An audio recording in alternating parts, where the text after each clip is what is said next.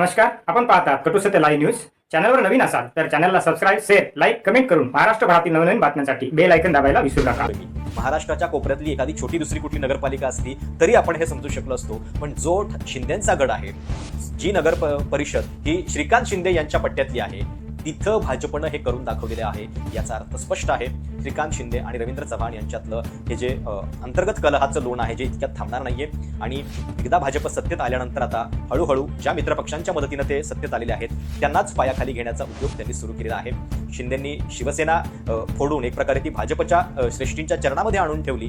आता त्यांना कळेल की भाजप नेमकी काय आहे. महाराष्ट्राचं राजकारण पुढच्या काही वर्षामध्ये कुठल्या दिशेनं जाणार आहे आणि एकनाथ शिंदे आणि अजित पवार यांची किंमत भाजपच्या लेखी नेमकी काय आहे हे दाखवणारी एक अत्यंत महत्त्वाची घडामोड समोर आलेली आहे.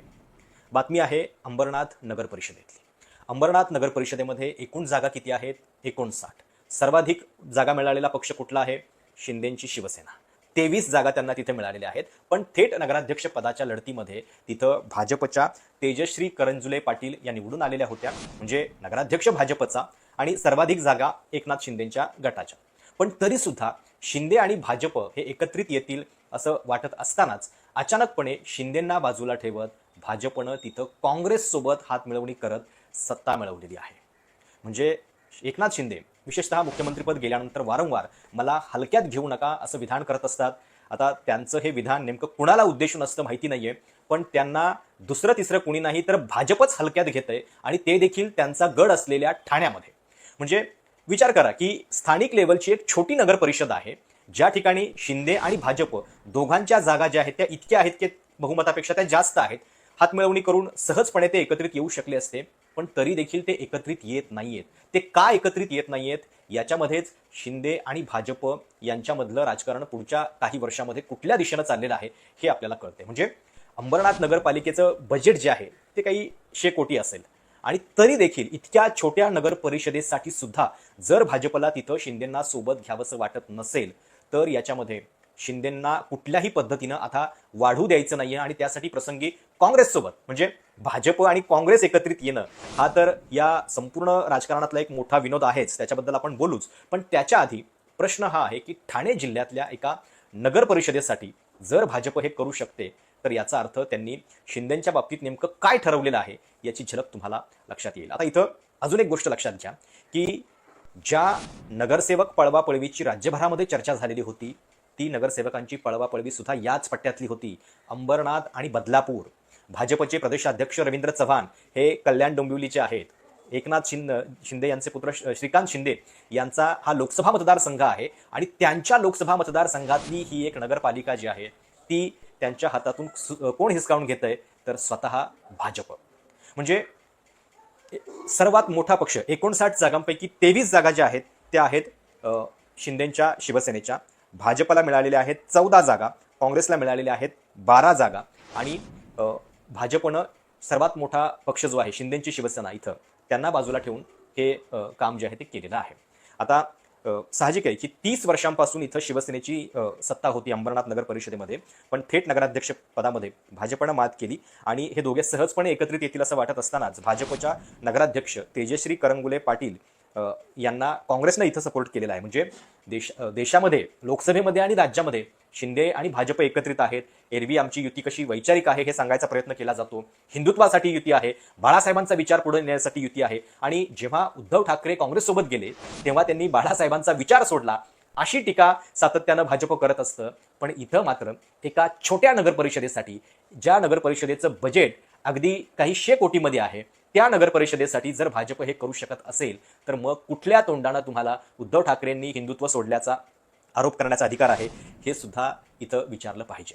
आणि भाजपच्या ढोंगी राजकारणाचा अजून एक नमुना आजच्याच दिवशी उघड झालेला आहे. एकीकडे अंबरनाथमध्ये भाजप आणि काँग्रेसची शिंदेंना थांबवण्यासाठीची ही युती चर्चेत असतानाच अकोला जिल्ह्यातल्या अकोटमध्ये भाजपनं MIMशी युती केलेली आहे. हो, तुम्ही नीट ऐकताय, MIM सोबत भाजपनं युती केलेली आहे. म्हणजे जे भाजपा एरवी खान महापौर होईल अशी भीती मुंबईमध्ये दाखवत असतं, किंवा राष्ट्रवादीच्या नवाब मलिक यांना जर अजित पवारांनी जबाबदारी दिली तर त्यांच्यासोबत युती करणार नाही असा बहाणा दाखवत असतं, तेच भाजप जेव्हा लोकसभेत बटेंगे तो कटेंगे असा नारा देत असतं, इथं मात्र स्वतः त्यांनी MIM सोबत युती केलेली आहे.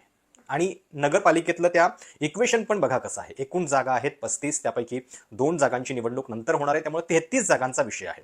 आता त्या 33 मध्ये भाजप 11 जागा मिळवून सर्वात मोठा पक्ष ठरलेला आहे. पाठोपाठ 6 जागा काँग्रेसला आहेत आणि 5 जागा MIM ला आहेत. म्हणजे एक वेळ बाकीच्यांना सोबत घेऊन MIM ला आणि काँग्रेसला दूर ठेवून त्यांना ही सत्ता गाठता आली असती, पण ते त्यांना करायचं नाहीये. त्याच्याऐवजी त्यांनी MIM ला सोबत घेऊन म्हणजे त्यांच्या अकोट विकास मंचमध्ये कोण कोण आहेत बघा.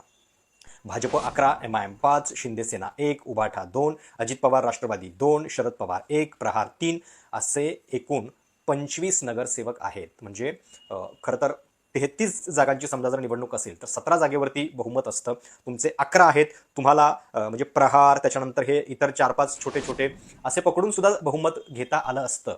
पण तिथं MIM ला सोबत घेतलेलं आहे काँग्रेस आणि वंचितला दूर ठेवण्यासाठी. केवळ काँग्रेसचे 6 आणि वंचितचे 2 असे 8 नगरसेवक तिथे विरोधामध्ये आहेत. म्हणजे महाराष्ट्रात हे चाललंय काय? आणि भाजप जे एरवी बटेंगे तो कटेंगेचा नारा देतं, खान महापौर होईल अशी भीती दाखवतं, सत्तेसाठी मात्र त्यांना सगळे चालतात. आणि त्यामुळं जो नव्या जनरेशनमध्ये एक सिच्युएशनशिप नावाचा एक नवीन रिलेशनशिप प्रकार आहे, तसं भाजपचं हे पॉलिटिकल सिच्युएशनशिप कुठल्या लेवलला चाललेलं आहे हे याच्यातून दिसतंय. आणि गंमत काय झाली बघा, म्हणजे निवडून येणारा सर्वात मोठा पक्ष जो आहे तो शिवसेना आहे शिंदेंचा, पण तरी सुद्धा भाजपनं काय केलं तर काँग्रेसचे प्रदीप पाटील यांचे 12 नगरसेवक, राष्ट्रवादीचे सदा पाटील यांचे 4 नगरसेवक आणि 1 अपक्ष असे एकूण 59 पैकी 31 नगरसेवक जे आहेत ते आपल्या गोटामध्ये वळवलेले आहेत. अर्थात काँग्रेसच्या कुबड्या घेऊन भाजपनं हे कारस्थान जे आहे ते केलेलं आहे. महाराष्ट्रामध्ये जेव्हापासून स्थानिक स्वराज्य संस्थांच्या निवडणुका सुरू झालेल्या आहेत, ज्या भ्रष्ट युत्या आणि आघाड्या आपण राज्यभरामध्ये बघतोय, त्याच्यामधली ही सर्वात मोठी गोष्ट आहे. म्हणजे एवढंच व्हायचं राहिलेलं होतं, भाजप आणि काँग्रेस एकत्रित येणं, मात्र ते या ठिकाणी झालेलं आहे. आता या पराभवाचं म्हणजे शिंदेंचा जो या ठिकाणी पराभव दिसतोय तो शिवसेनेचा 30 वर्षातला अंबरनाथमधला हा पहिला पराभव असेल आणि तो श्रीकांत शिंदे यांच्या मतदारसंघातला आहे. तिथले जे शिंदेचे आमदार आहेत बालाजी किनीकर, ते असं म्हणतायत की आमची रवींद्र चव्हाण यांच्याशी युतीची बोलणी सुरू होती, देशात आणि राज्यात महायुतीची सत्ता आहे, त्यामुळे आम्हाला वाटलं होतं की अंबरनाथमध्ये सुद्धा युती होईल. आणि विचार हा करा की जास्तीत जास्त काय द्यावं लागलं असतं भाजपला.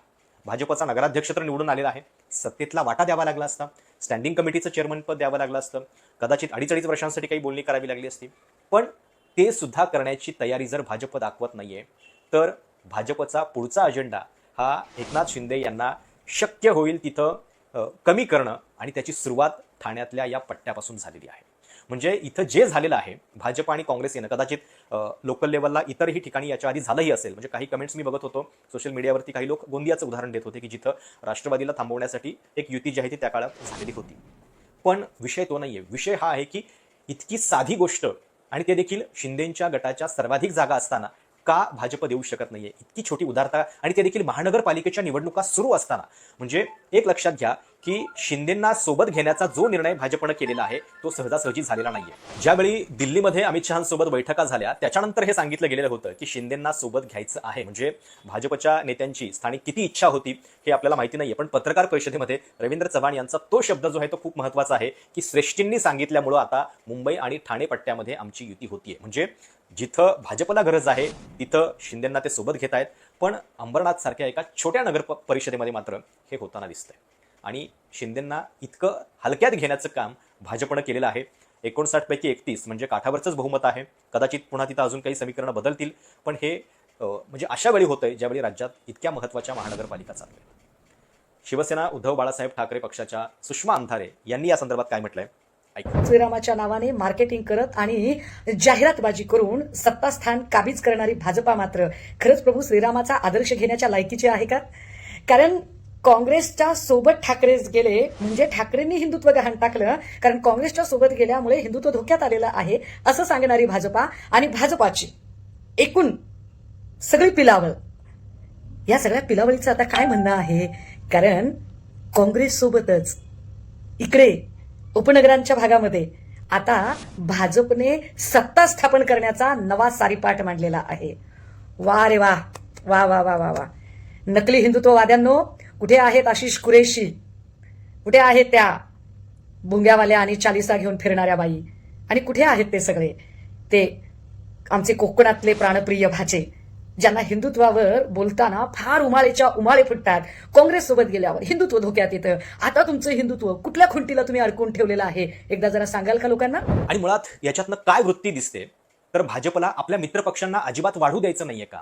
म्हणजे जे तुम्ही आरोप करत होतात 2019 मध्ये बहुमताचा जनमताचा अनादर केला महाविकास आघाडीनं, कारण स्पष्ट बहुमत तर आम्हाला मिळालेलं होतं. आता अंबरनाथमध्ये काय झालंय?